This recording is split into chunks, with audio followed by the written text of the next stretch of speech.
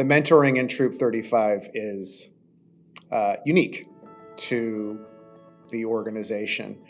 And what I love about it is, as great of a father that I think I am, I can't do everything. I just can't. And the ability for him to have exposure to other men who can do things that I can't do is incredibly valuable. I can do some things. I tell a pretty good story, but I couldn't use a hammer and a saw if I had to build a cabin in the middle of the woods. There are a lot of guys here that can. And there are a lot of guys here that are willing to share that with my son. When you play a sport or when you're a part of a volunteer organization, you often have different coaches or different leaders who come in at different times, but they're never there for a while. They are never able to invest in you like they are for Troop 35.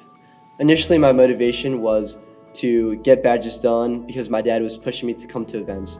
But then it very quickly changed into helping to raise up these other guys younger than me, as I had a few older scouts and mentors who were doing the same with me. And I decided that for Troop 35 to thrive and continue to be this great place to raise up men for others, that needed to be passed on. So in Troop 35, my ASPL has really taught me how to teach the younger scouts all the basics of scouting.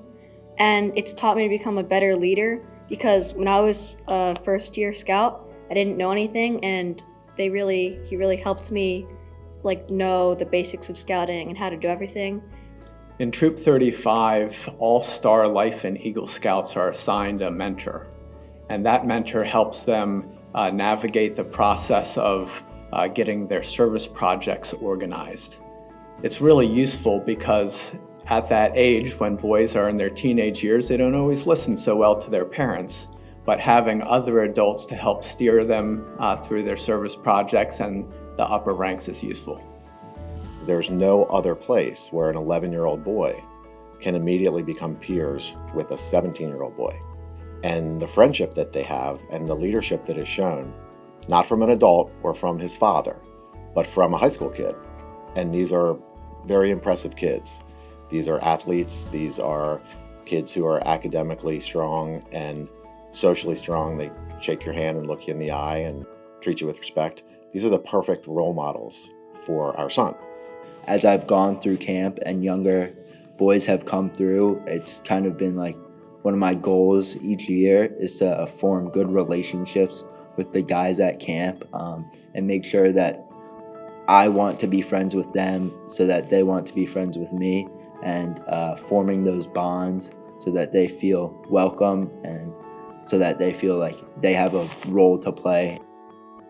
A common saying in Troop 35 is that you can't mentor a boy who's not there. Troop 35 has great retention of boys from 10 up to 17.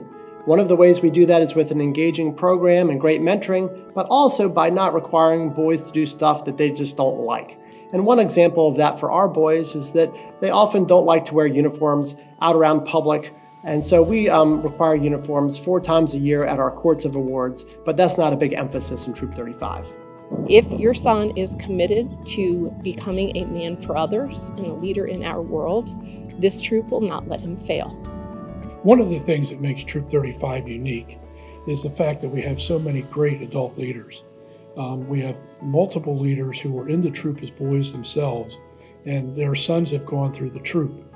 And though their sons are no longer in the troop, the adults have stayed for sometimes up to 30 years after the boys have left the troop, which I find just truly remarkable. And that's due to the fact that we have such a great interaction between the scouts and the adult leaders.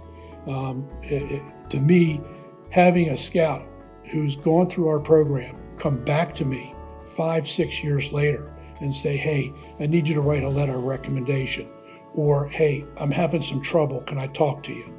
You just can't put a price on that. While I was mentoring one of our scouts, his dad had passed away.